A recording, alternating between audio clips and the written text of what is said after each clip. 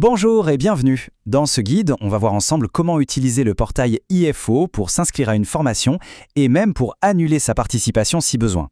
On va décortiquer chaque étape, de la connexion jusqu'à la gestion de ses inscriptions.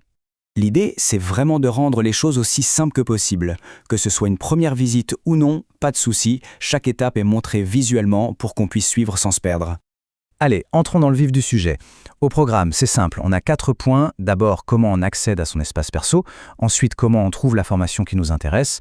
Puis on verra comment confirmer l'inscription. Et pour finir, on abordera l'annulation au cas où. On commence donc par le tout début, se connecter à son espace personnel EFO.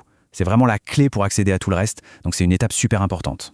Bon, la première chose à faire, c'est de se rendre sur le site ifo.fr. Une fois sur la page d'accueil, on repère facilement le bouton « Se connecter ». C'est par là qu'on commence. On arrive alors sur la page de connexion, tout ce qu'il y a de plus classique. C'est ici qu'il faut entrer son identifiant et son mot de passe.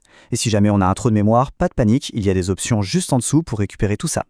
Et voilà, une fois les identifiants validés, on atterrit sur son espace personnel. C'est notre tableau de bord et c'est de là qu'on va pouvoir commencer à chercher une formation. Ok, maintenant qu'on est connecté, on passe à la deuxième étape, trouver la formation qui nous intéresse. Et pour ça, notre meilleur allié, ça va être le calendrier des formations. Le but du jeu, c'est donc d'accéder à ce fameux calendrier. C'est là que toute l'info est centralisée. Les dates, les lieux, les thèmes. Voyons comment on y arrive. Alors, de retour sur le tableau de bord, il faut lever un peu les yeux vers la barre de menu tout en haut. Parmi les différents onglets, celui qui nous intéresse s'appelle CFMS.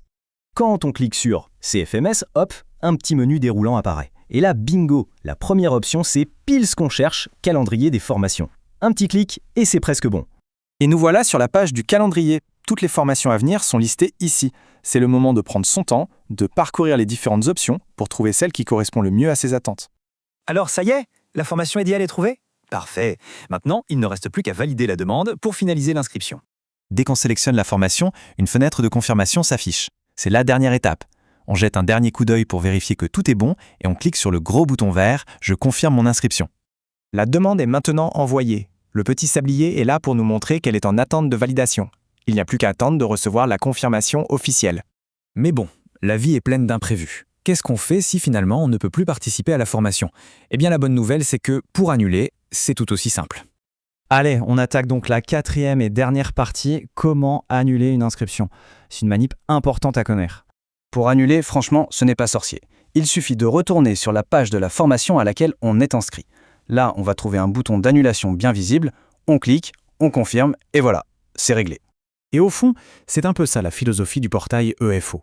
L'objectif, c'est d'offrir une expérience qui soit simple et visuelle, pour que la gestion des formations soit un plaisir et pas une corvée. Voilà, maintenant on a toutes les clés en main pour naviguer sur le portail et gérer ses inscriptions en toute autonomie. Il ne reste plus qu'à explorer le catalogue et à choisir. Alors la question c'est quelle sera la prochaine aventure d'apprentissage ?